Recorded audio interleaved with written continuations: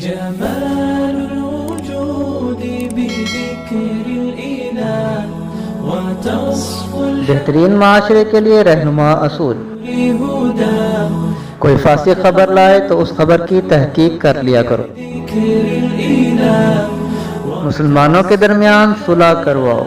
بنور هدى وتطلب انصاف سے کام لیا کرو، طاعة ويبلغ ایک دوسرے کا مذاق نہ اڑایا کرو، فؤاد شغوف کسی کو طعنہ نہ دو، ربه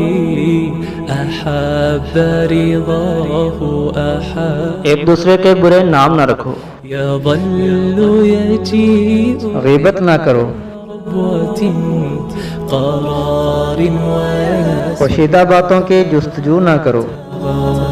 فلا له بہت زیادہ گمان کرنے سے بچو، عن سيره